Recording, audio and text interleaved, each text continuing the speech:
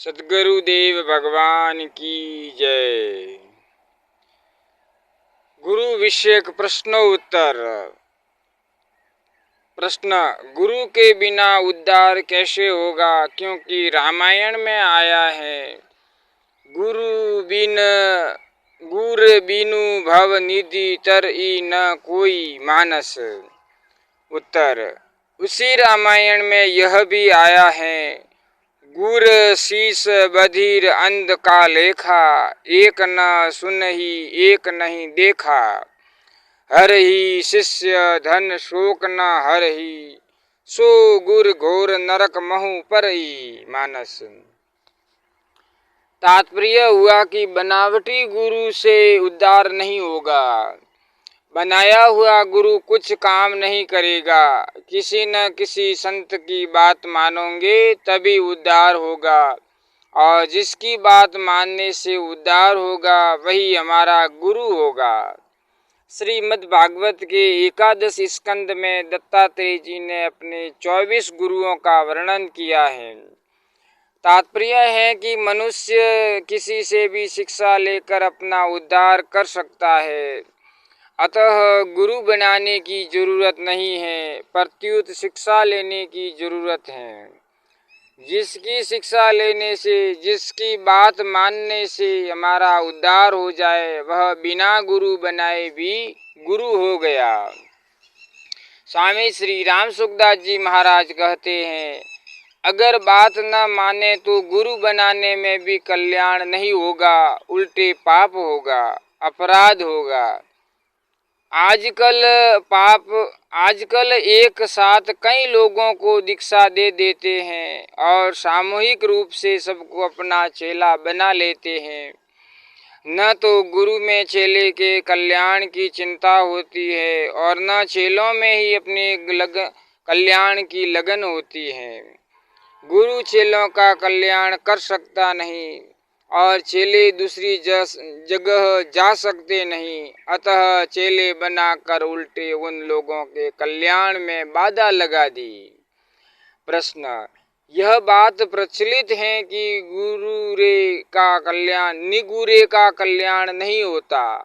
जिनका गुरु नहीं होता उनका कल्याण नहीं होता, अतः गुरु बनाना आवश्यक हुआ। उत्तर: जिसको अच्छाई बुराई का ज्ञान है वह निगुरा कैसे हुआ? अच्छाई बुराई का ज्ञान विवेक सब में है। भगवान का नाम लेना चाहिए, उनका सिमरण करना चाहिए, किसी को भी दुख नहीं देना चाहिए, आदि बातें सब जानते हैं। इन बातों का ज्ञान उनको जिससे हुआ वह गुरु हो गया, चाहे उसको जाने या न जाने, माने या न माने। जिसने गुरु तो बना लिया पर उनकी बात नहीं मानी, वह निगुरा होता है, उसको अपराध लगता है। जिसने गुरु बनाया ही नहीं उसको अपराध कैसे लगेगा? गुरु बनाने में कल्याण हो ही जाएगा ऐसा कोई विधान नहीं है। कल्याण अपनी लगन से होता है, गुरु बनाने से नहीं। भगवान जगत के गुरु हैं, कृष्णम वंदे जगत गुरुम। आप जगत से बाहर नहीं हैं, फिर आप निगुरे कैसे हुए? इसलिए अच्छे महात्माओं का सत्संग करो और उनकी बातों को काम में लाओ। गुरु शिष्य का संबंध जोड़ना ठीक नहीं है। वास्तव में जो जीवन मुक्त तत्वज्ञ भगवत प्रेमी महात्मा होते हैं, वे कल्याण की बात तो बताते हैं पर चेला नहीं बनाते हैं। उनको गुरु बनाए बिना उनकी जितनी बातें मानोगे उतना लाभ तो अवश्य होगा ही, और किसी बात को नहीं मानोगे तो पाप नहीं लगेगा, परंतु गुरु बनाने पर बात नहीं मानोगे तो पाप ही नहीं अपराध लगेगा। सतगुरुदेव की जय हो। जगत गुरु भगवान की जय हो। प्रश्न: कहते हैं कि गुरु से मंत्र लेने से उस मंत्र में शक्ति आती है। उत्तर: मंत्र देने वाले में शक्ति होगी तभी तो उनके दिए मंत्र में शक्ति आएगी। जिसमें खुद में शक्ति नहीं हो उसके दिए मंत्र में शक्ति कैसे आएगी? इसलिए कहा है, वचन आगले संत का हरिया हस्ती दंत, ताख न टूटे भरम का सेदे ही बिनु संत। अर्थात अनुभवी संत का वचन हाथी दांत की तरह होता है, जो अज्ञान रूपी द्वार को तोड़ देता है। हाथी अपने दांतों से कीले का द्वार तोड़ देता है, परंतु हाथी के बिना केवल उसके दांतों से कोई द्वार तोड़ना चाहे तो नहीं तोड़ सकता, कारण कि वास्तव में शक्ति हाथी में है, केवल उसके दांतों में नहीं।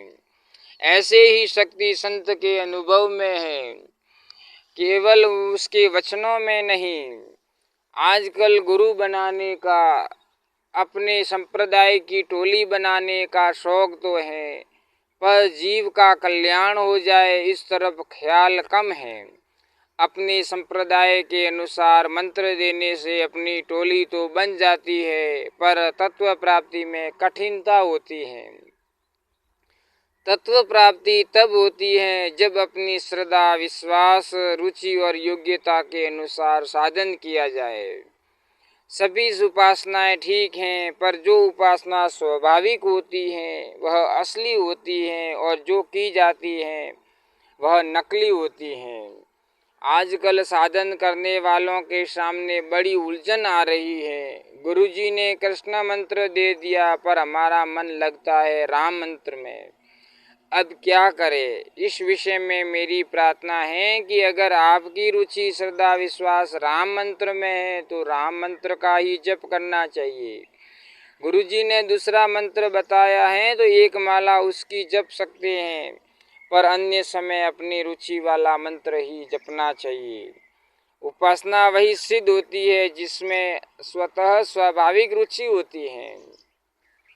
ऊपर से भरी हुई उपासना जल्दी सिद्ध नहीं होती है।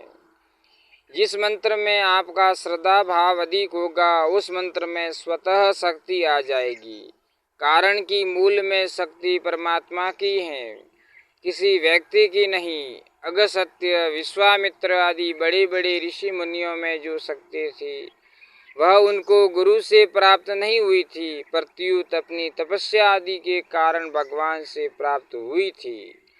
भगवान की शक्ति सर्वत्र है, नित्य है, सबके लिए है, उसमें किसी का पक्षपात नहीं है। जो चाहे उस शक्ति को प्राप्त कर सकता है। बोलिए जगत गुरु भगवान की जय हो। अगर मित्रों आपको यह वीडियो पसंद आया हो तो इस वीडियो को लाइक करना। ऐसे ही ज्ञानवर्धक वीडियो सुनने के लिए इस चैनल को सब्सक्राइब करना और शेयर करना।